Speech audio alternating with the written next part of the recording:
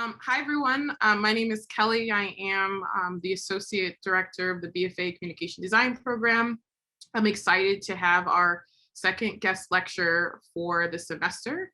And as we mentioned last lecture series, we are now beginning each presentation with a student warm-up. And so our first, or second, I should say, student warm-up for the semester is Madeline Benfield. And she will be sharing a project that is called Audiophile zine. So with that, I'll let her.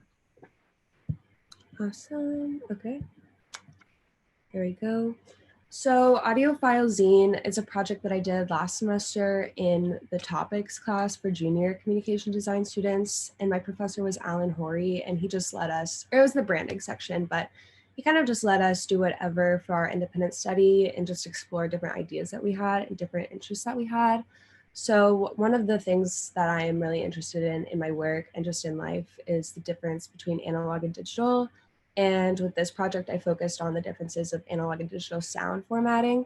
So yeah, and this is a two-part project. So the first part is this physical zine where I focus on analog sound using digital practices. And then the second part is a website that focuses on digital sound, but using analog design practices. So for the content, I looked at analog sound through 3 different scopes, which were physics, where I just studied the actual physics and science of the differences of these sound formats with things like bandwidth, digital to audio conversion, signal to noise ratio. So just these things that like originally I didn't understand, but I wrote about them in this zine. And then I also looked at the difference using visual design and how album covers and visual design that goes along with sound and music has changed with the change between analog and digital sound and what we predominantly use now. And then also the soul and just how human experience using these 2 different types of sound is very different. And I included my own little interlude between these sections that I sectioned off using like code, I guess, in the analog version. So I had my own little point of view in there.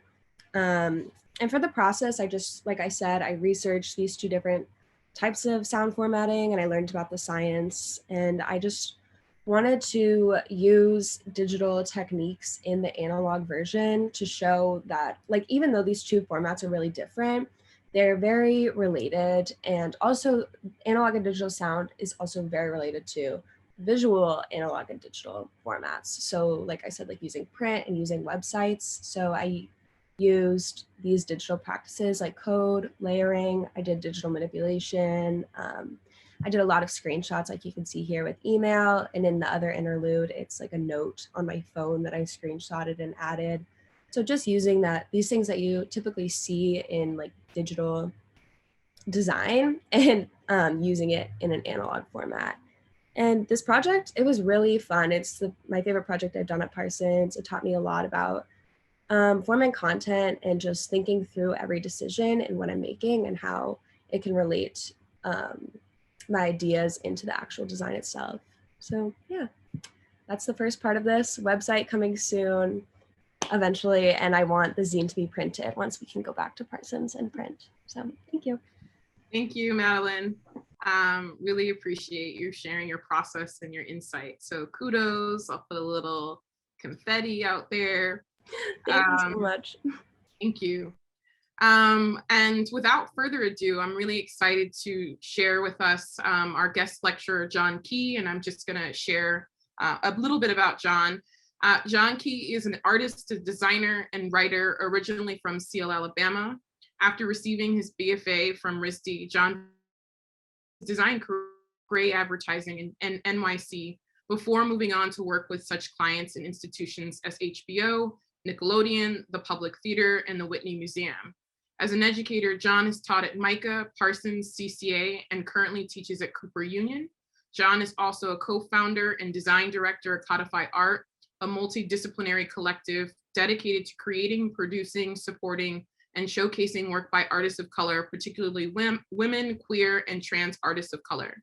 Jon was selected for Forbes 30 Under 30 Art in Style list for 2020 and was the Frank Staton Chair in Graphic Design at Cooper Union from 2018 to 2019. Super excited, over the moon that Jon is here and presenting. So with that, I will pass the mic to Jon. Thank you so much, Kelly, and thank you so much, Parsons Communication Design, for having me. I'm really, really excited to be here with you all today to share a bit of my work and the various parts of my practice and some of research I'm doing. So it's a lot of things that we're going to talk about today. Can I confirm that someone can see my screen? Awesome. Awesome. Hello. My name is Jon Key. Thank you so much for the introduction, Kelly. So I run a graphic design studio called Morcos Key, which is a partnership between Y.O. Morcos, who's the Morcos, and me. I'm the Jon Key. I'm originally from Sill, Alabama, like Kelly said. And like many of you, I'm sure, I grew up doing arts and crafts at home on a kitchen table in my parents' house. And my parents really at an early age encouraged, particularly my mom, encouraged us, I have a twin too who's also in this chat, on this call, to express ourselves through paint, through glitter, through stick glue, through all of that. And quickly, as we were introduced to arts and crafts, we moved into doing music and singing in the church choir and doing recorder in the first grade and band and all of that. And so it eventually led to me understanding that there's so many ways that you can be an artist, and there's so many ways that you can express yourself and create visual form. But for me also, it is important to recognize that you can use all of these things to tell your own story. And so that was the thing that was the immediate takeaway for me. I arrived to Providence, Rhode Island, to study graphic design there. And I guess like the reason why I got into graphic design was because my mom, when I was around the age of 10 years old, brought home an HTML book that someone from her job gave her and was like, oh, like one of your sons will like this, they're smart. And I loved HTML. So I really resonated with Madeline's project of being able to translate a text into visual form and then something that's interactive. So when I got to Providence, I was really interested again, exploring like, what does it mean to be a graphic designer? And definitely by the end of my time at RISD, I was really questioning, what does it mean to be a Black graphic designer? What does it mean to be a queer graphic designer? What does it mean to be a designer from the South? Does it even matter? Does it show up in my work? And so that is a lot of the work that I'm still questioning and figuring out today, and I will share with you. And so then after Providence, I graduated RISD in 2013, and I moved to New York, and my first gig was working at Spotco as an intern, which is, they do all the Broadway theater advertisement and keynotes and illustrations. And then I quickly moved over to Gray Advertising, where I was working on clients at the beginning, like Robitussin, Olive Garden, and which was maybe not as glamorous. But by the end, my kind of last client there was the Whitney Museum. And I was working with an amazing team at Gray, where we helped actually brand and create a campaign of moving the Whitney from the Upper East Side to the meatpacking location that we have today. And that experience really congealed that I loved working for arts and cultural institutions. I mean, again, coming back from my childhood of being involved in the arts and being involved in so many different types of arts, I knew that was what I wanted to continue and move forward, which brought us to the making of Morcos Key. And I guess a little bit of more context, I met Y.O. at RISD. We met in a class and we couldn't stop collaborating ever since that moment. And so I always love thinking, I tell students, like, look around you, find your peers, find people you like working with, because those people can be lifelong collaborators and really help you push and create work in the future. So we started Morcos Key, again, as a design studio that could really focus on work that was for arts and cultural institutions, that were for nonprofits, but also work that could highlight our own interests. And for me, that really was, again, looking at this intersections of Blackness, queerness, Southernness, and my own work. This is our glamour shot from our studio that we just moved into in March during COVID. So we're really happy to have our space that we can now work in, have our designers be in together. So these are some of the earliest collaborations that Wael and I did. And some of these things are from undergrad, from when me and Wael met. So like I said, I love theater, I love the arts, and the poster on the left is for a play called Equus that was produced at Brown University. In the middle, there's a poster for an organization that I helped co-found called Artists Against Police Violence, which really looked at how and what is the artist's role in protests and responding to the Black Lives Matter movement. A big part of our studio practice is Arabic typography and typography design. And a lot of our work, again, ranges from being designers, being illustrators, but also being educators. And the poster in the middle is us kind of advertising lectures that we were doing around the world, actually.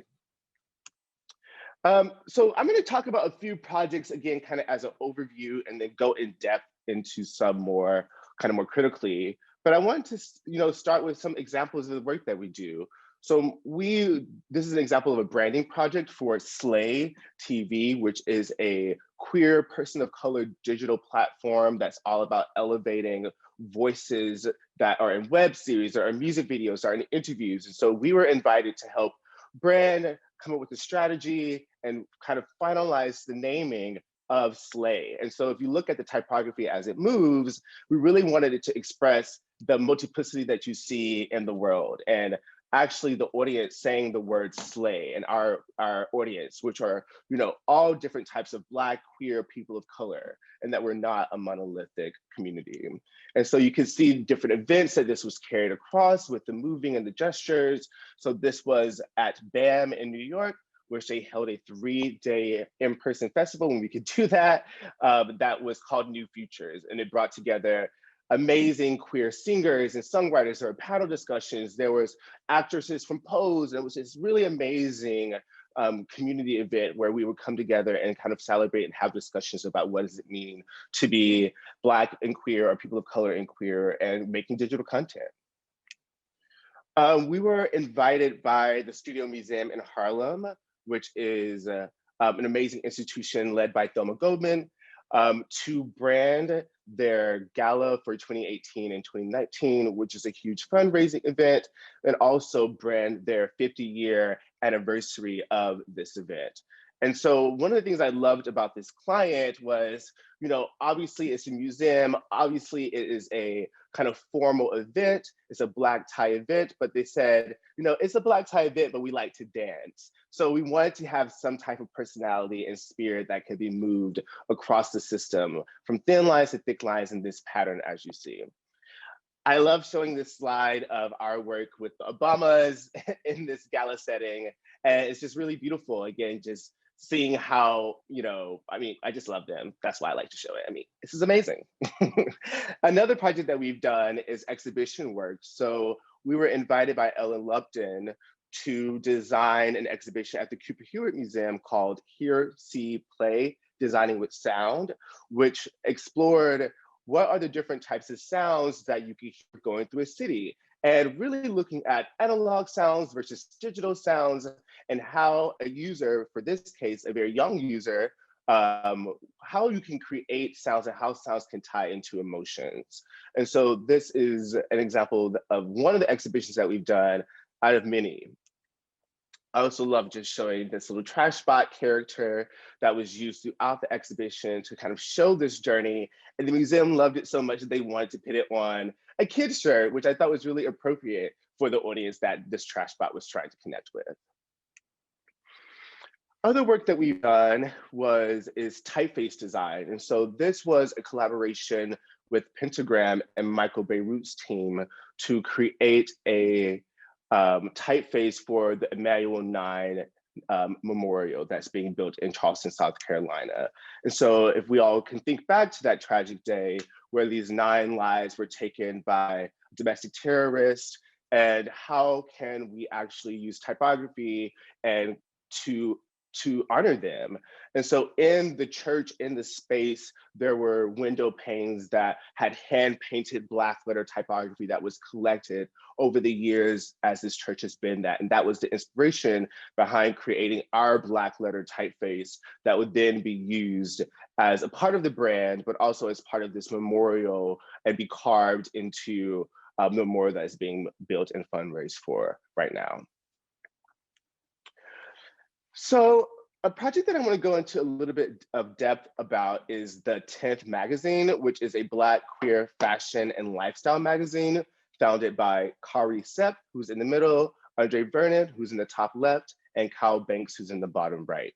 And so the 10th, kind of similar to Slay, but in a print format, is exploring the different facets of Black queer community across America. And I remember the first time that I heard about the 10th magazine, I saw a Facebook ad that said, Black, gay, and unbothered, order today. And this was several years ago, 2013, when I first moved to New York. And I was shook when I saw this picture online. I was like, is this a Black gay magazine?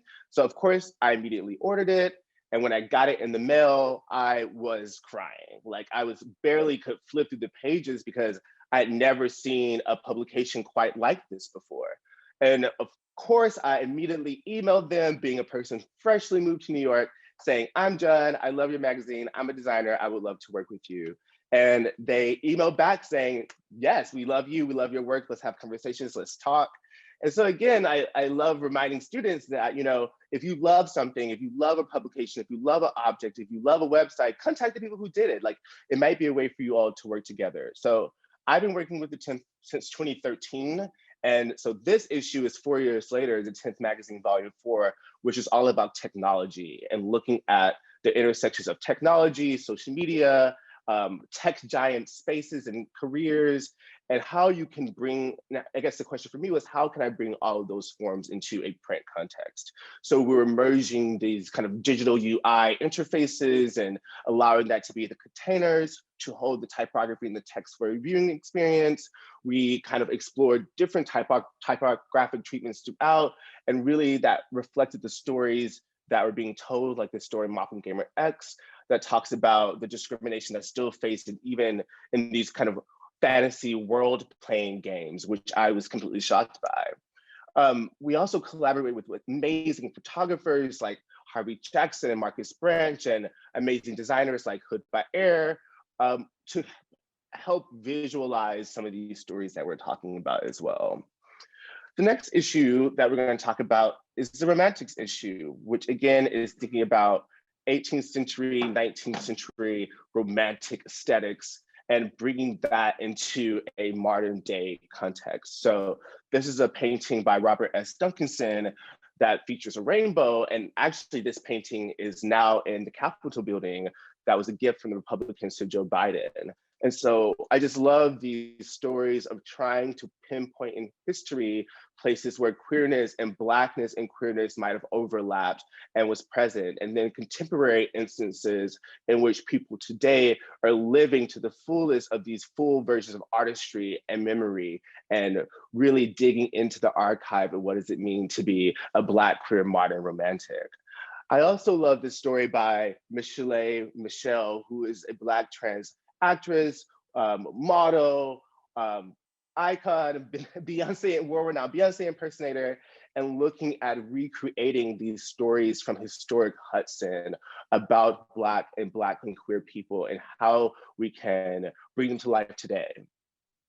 And so each of the issues of the 10th magazine really focuses on a specific visual vocabulary that is for that issue. So from issue to issue, we really get to play around with what are the best typefaces and colors to express that for that time. Another magazine that we did for the 10th magazine was called Calicod, and it kind of blends together this East Coast Cape Cod aesthetic meeting West Coast Insecure, if you watch that show, aesthetic. And this whole magazine issue is really a celebration of joy, of leisure. It was a time where the whole 10th team came together in Provincetown in Massachusetts, and enjoyed each other's company, celebrated all of the hard work of pulling together the magazine, and for the first time really emphasizing the creators of the issues over the time. And so a lot of these kind of elements of sea and sand and beach are brought in, but also this questioning of the history and legacy of port towns and these kind of beach small towns, and thinking about spaces like Jamestown, which was a port town in which many of us know, which is where the first slaves were brought to America. And actually here, there is some artwork being featured by Jon Key, who really delves into the lineage of the slave and Atlantic trade and what does it mean to be a Black queer person today. So like I was saying, you know, a lot of the visual vocabulary and gestures is about leisure, fun, relaxation, and joy, and how this can be carried across in this kind of editorial, almost documentary lens. Another project that I wanted to talk about, which is our most recent kind of book project that is out, is Black Futures, which is by and edited by Kimberly Drew and Jenna Wortham. And so Black Futures is an archive anthology of over 100 Black artists, writers, photographers, painters, musicians, all answering and questioning what does it mean to be Black today, and what are the instances of Blackness in the future.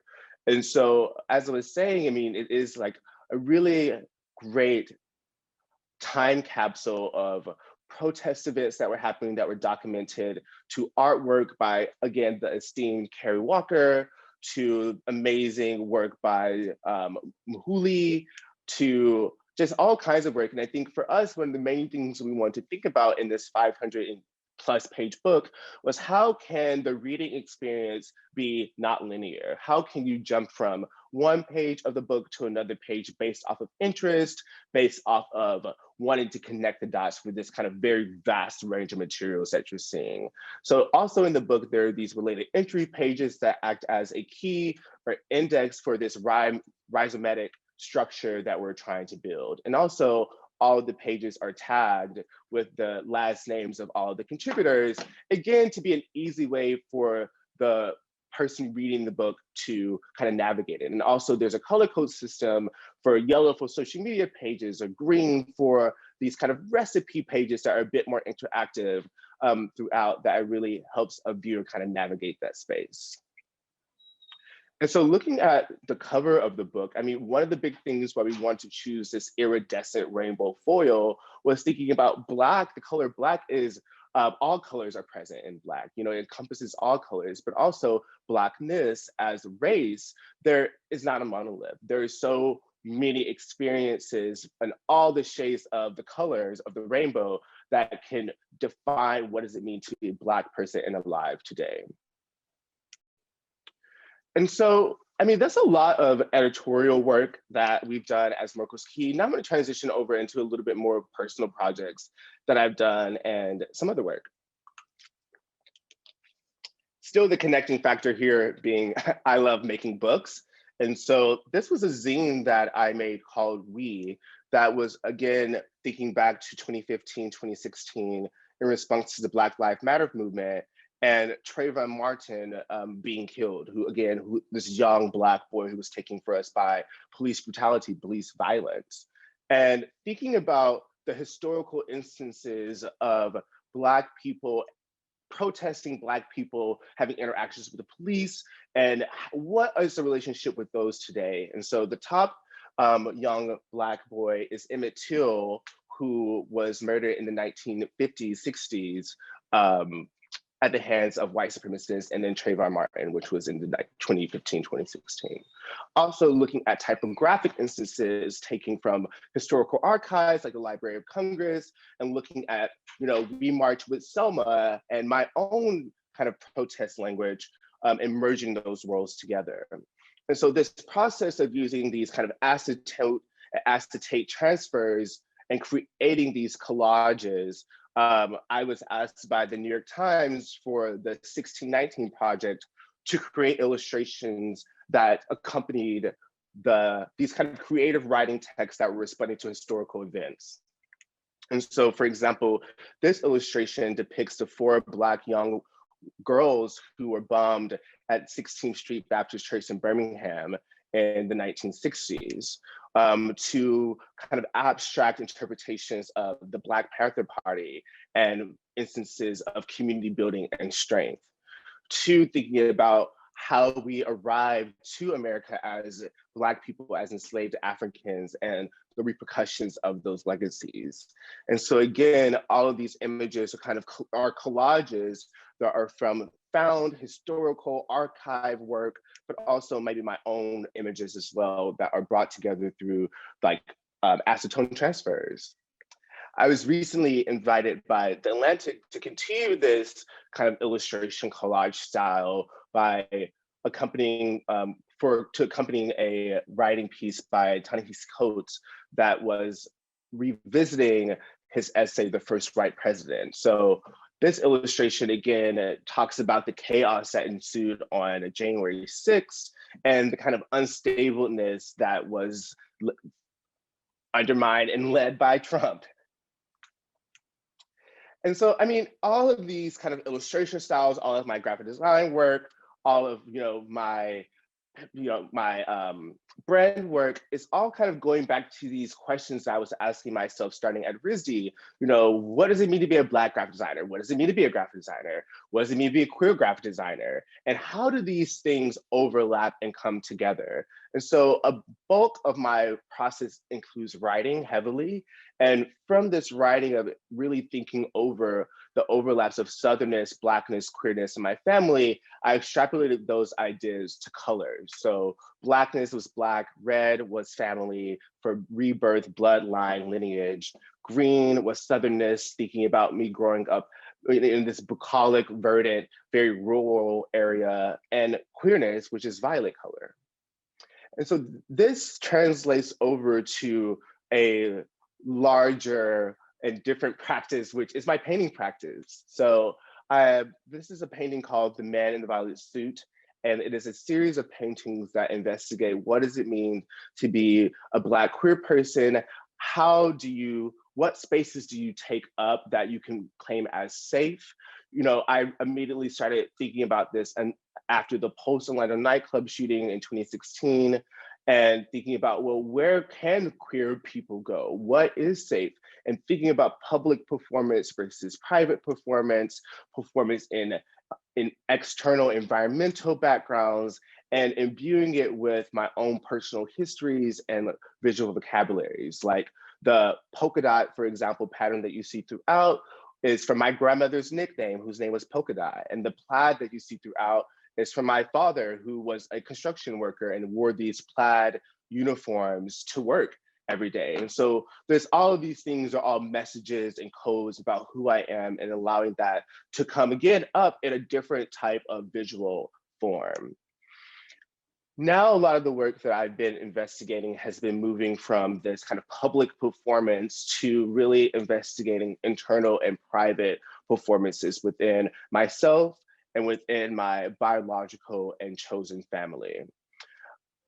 This is a picture from the Armory Show in March of 2020, which was the last big public event that, that I did before the Corona lockdown in New York. And I was showing a two-person show with Layla Ali, who's an amazing artist and printmaker. And it's just, again, it's just amazing to be able to use painting as another form to express my own personal narrative and story. And so, like I was saying, now I'm really thinking about this duality of biological family, like my mom, my dad, my twin, and our relationship with each other and our own past memories, versus my chosen family, which is looking at on the right, and people like my friends who become brothers and sisters, mentors that become parent figures, and again, this community support system that allows me to self-actualize and be able to confidently navigate the world and identify. And so all of my work that I've been discussing, again, stems from personal questions about my own identity, and also interacting and digging into the archives and finding instances of Blackness, queerness, research before me. And so this is kind of a larger mind map of some of the historical instances of which I'm looking at, from the Reconstruction to the Civil Rights Movement, some actual names and figures that I'm interested in.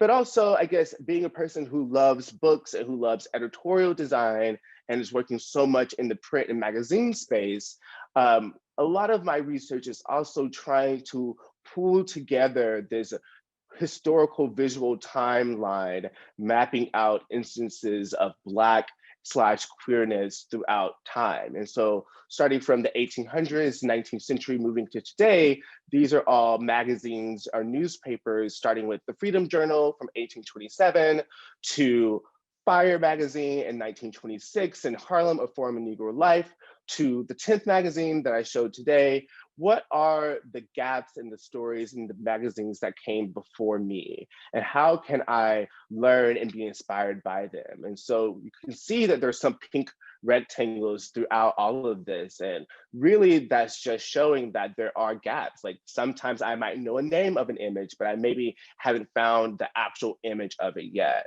Or perhaps I know that there are other instances in the 2000s and 2020s that are Black magazines, but perhaps I haven't gotten to that part of my research yet. So it's like an ongoing kind of building of research and text and exploring and making and writing and playing and discovering.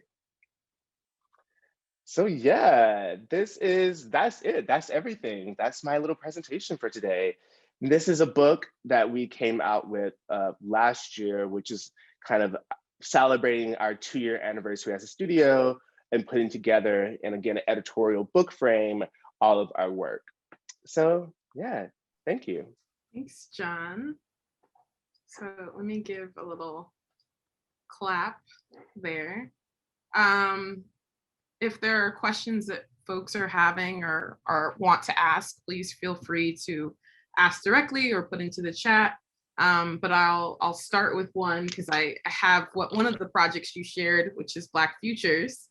And I just, one of the questions that I wanted to ask was, in kind of working on this project and potentially thinking about shaping all the various content that was in this book, how was that process? How do you begin a book process?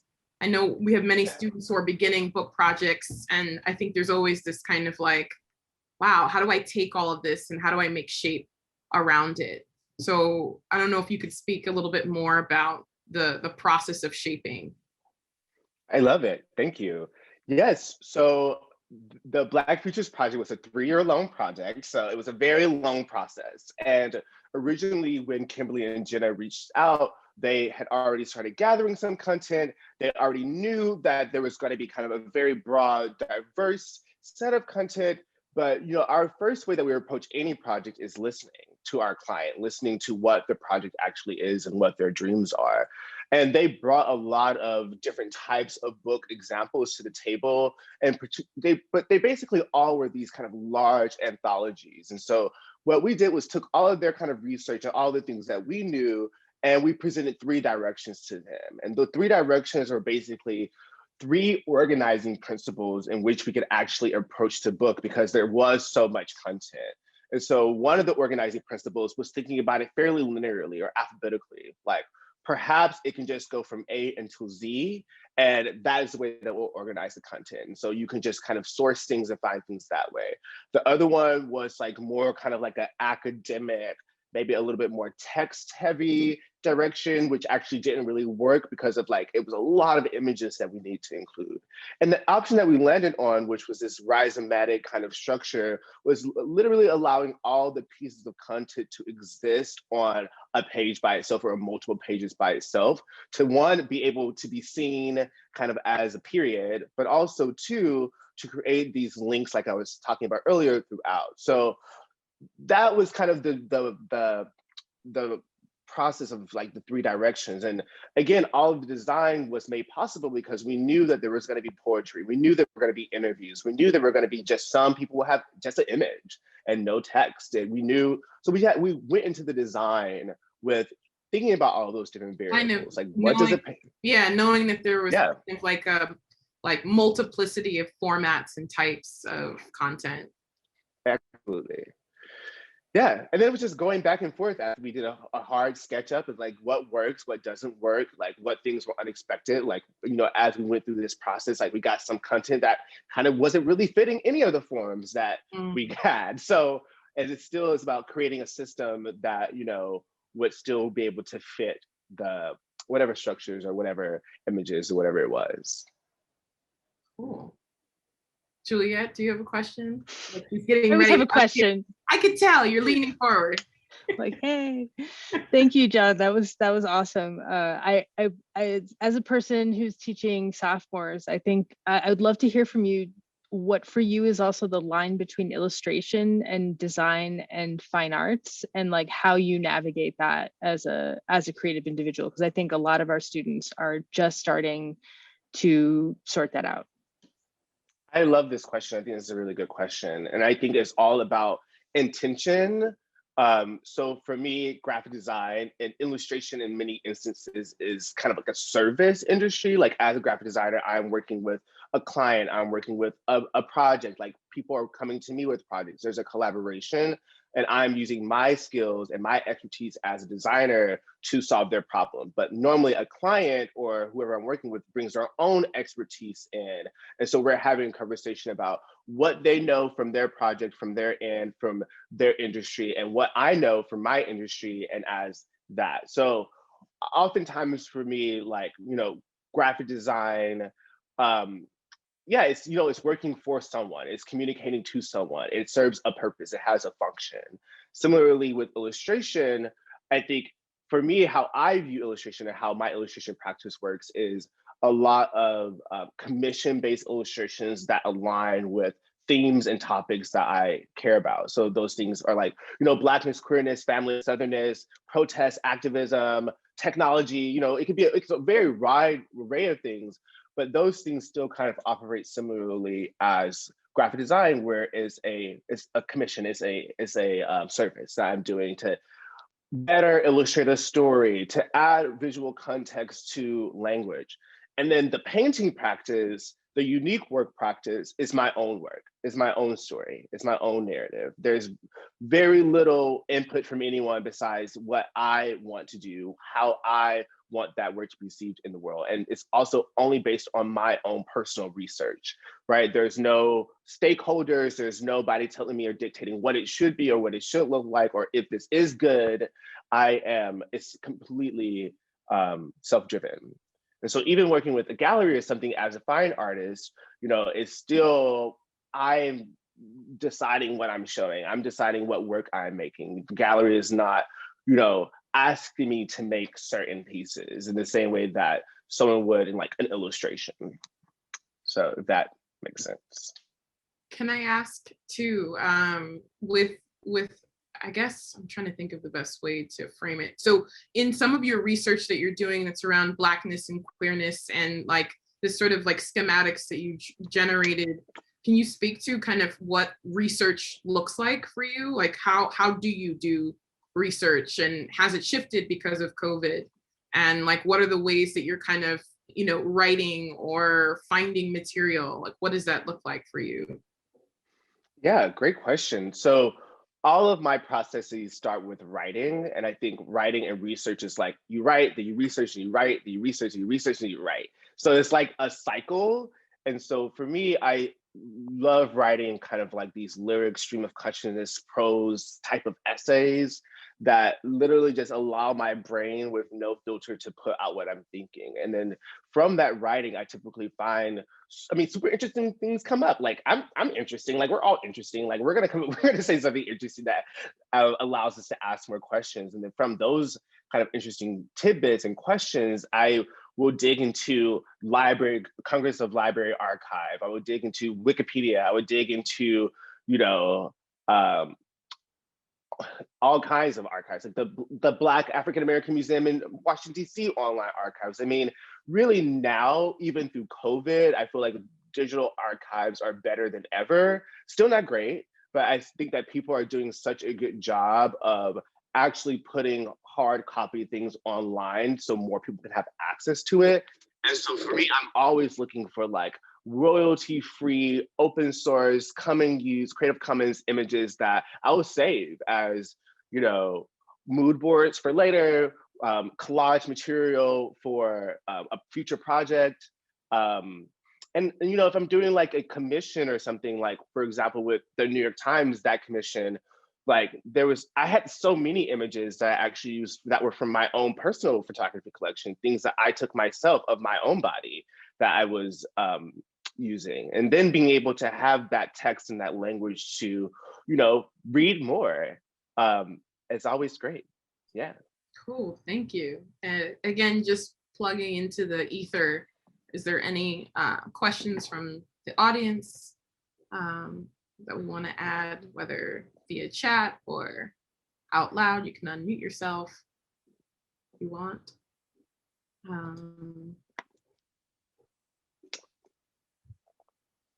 Just trying to give space to that. I can ask some other questions, but I wanted to see first if there's any. You're leaving everybody speechless. There's so much to dig into, though. There's so much. There's so much there. I mean, I'll jump in with another question. Why not? In terms of like your practice with your partner and like navigating all the different sort of clients that you work with, what is that potentially like? And what are you, I mean, I've followed your practice as well. And how do you bring your various voices to a project and collaborate? What does that look like? Based on your own experiences and background, do you see things like where you're like, this doesn't work, or you're kind of in synergy? Yeah, no, I think it's really interesting. So one thing, my partner Wael is from Lebanon. He's from Beirut. So that's why he speaks Arabic and all of that. So one thing is I'm learning Arabic. I can read Arabic. So I think that's like a helpful part of some of our clients, which I really didn't show today, which because a lot of our clients are in the Middle East, are using Arabic typography, from exhibitions to logos to all of that. So that's a completely, we can talk forever. But with that being said, one of us always leads a project. Like there's always one clear point person that is responsible for making sure the project happens from start to end. And so that typically could be based off of like, you know, interest. It could be based off of like who the client reached out to. It could be based off of like who has more on each other's plate. But if I'm leading it, that means I'm taking care of the contracts, the timeline, all of the kind of businessy things. But also I'm determining, okay, well, this is what I'm going to need your help. Okay, our designer Julia, who we work with, or our designer Kit, who we work with, you know, this is when we're going to need their help. And so it kind of acts as project manager.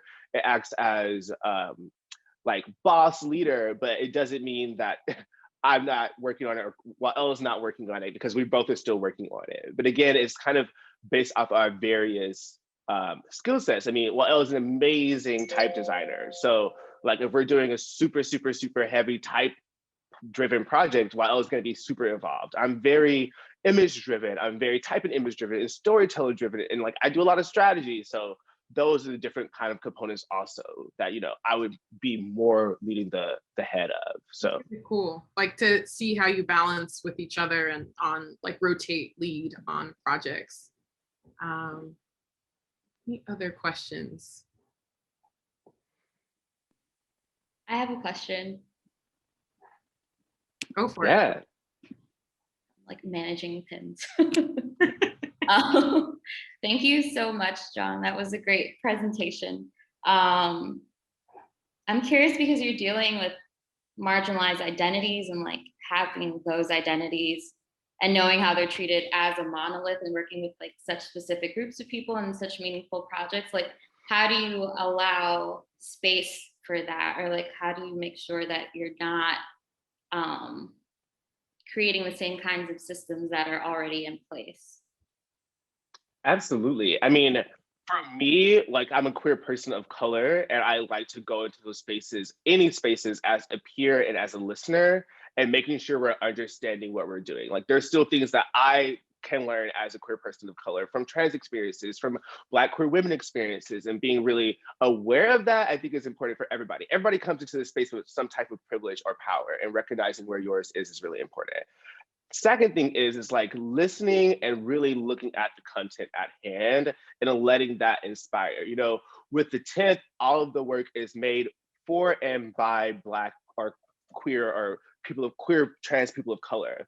So in that instance, like it is their own words being used to create the content.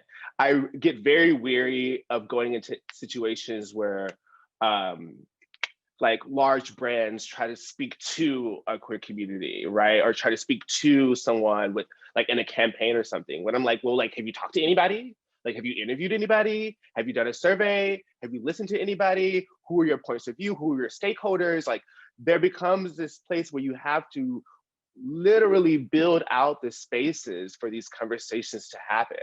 And it is a responsibility of the client or me, if I'm the designer and I'm leading a project, telling my client, we have to have these moments of interviewing, of listening, of getting other people and other voices involved.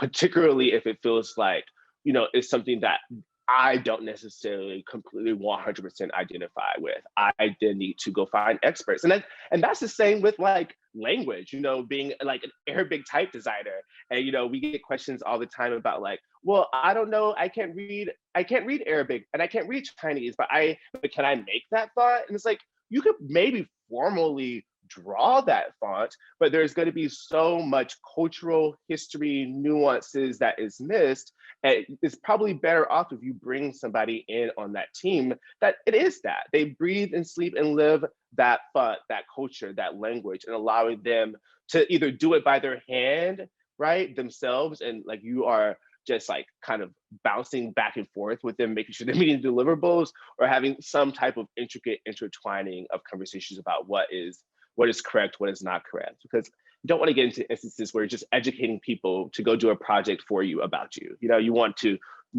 be included and build those spaces.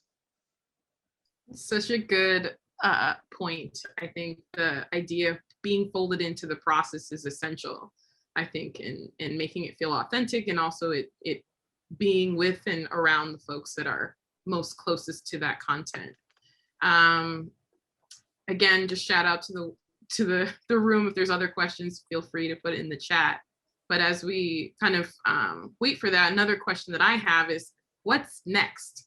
What do you want to make next that you haven't made yet, and is like on your list of things to do?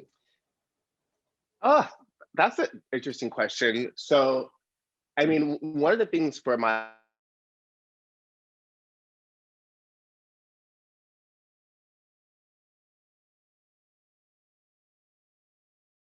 paintings into wearable clothing and wearing them to like, oh, am I here? Can you hear me?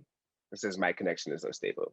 But translating that into wearable clothing, into sculptural clothing and garments that I could put on actually. So that's something that I'm really excited, translating this 2D into this 3D. And then with design, I mean, like, I just feel like we are working on so many amazing projects right now. And I don't know, we're like working on like 3 projects with Matt, and working on a project that's about to come up with MoMA, and it's just like all these amazing projects. So I don't know, just like more of more. it. Or if you can handle it, more. I mean, I don't know if we can handle it right now, but like I just enjoyed. I mean, it's like in the future. These are the in the future. There's more. I really like doing.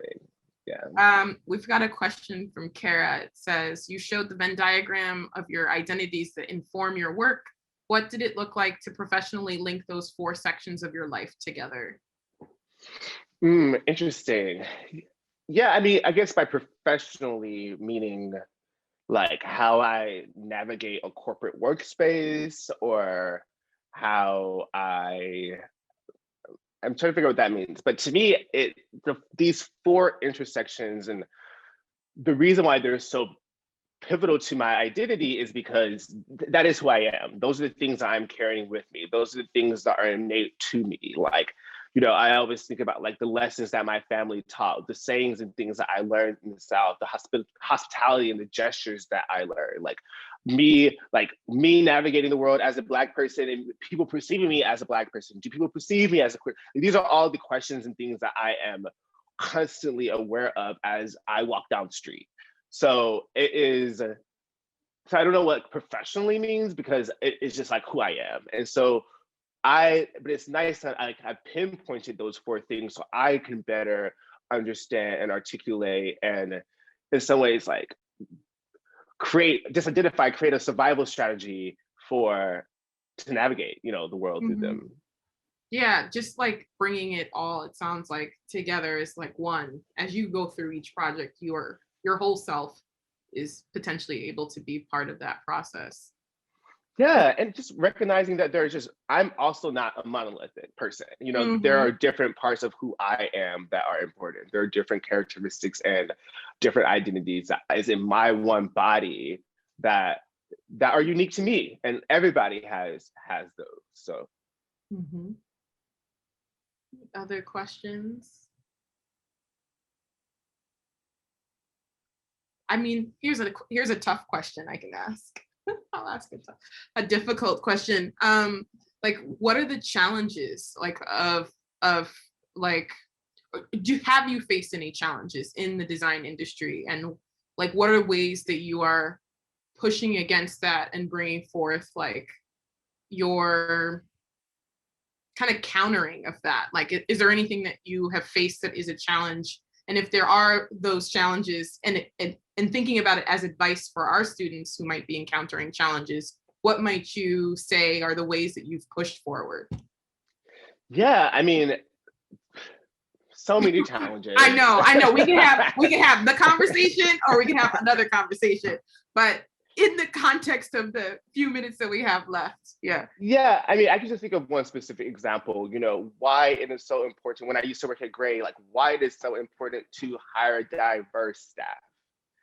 I was working, and I can talk about Gray because they no longer exist. So I was working on like a campaign for like one of these big like energy pharmaceutical type of brands, and I was making these mock-ups, and I presented to my kind of creative director, like, models kind of jumping in the air and like da-da-da-da. I was like, I don't want to give it all away, because that's not important. But anyways, I had like a person from Asian descent, I had like a Black person, I had like a Latino person, I had like a white person, it was like a woman, it was like everybody, it was like all in this frame.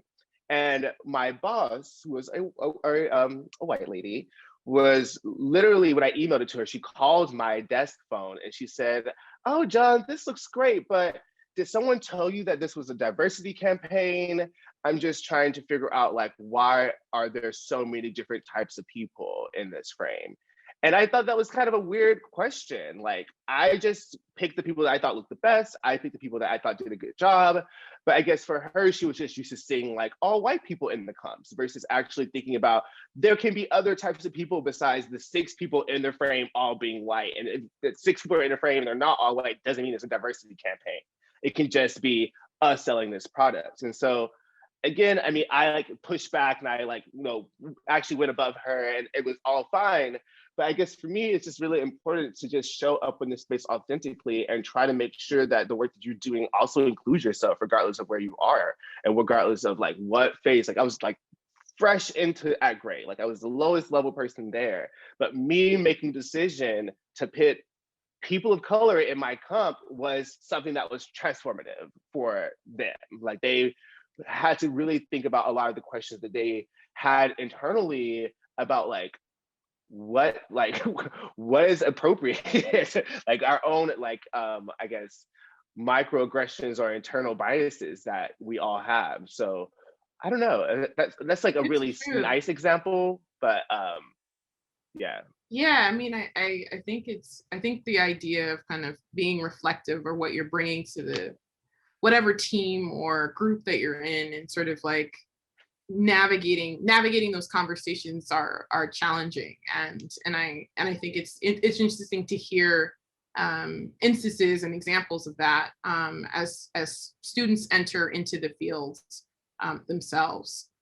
Any other last questions?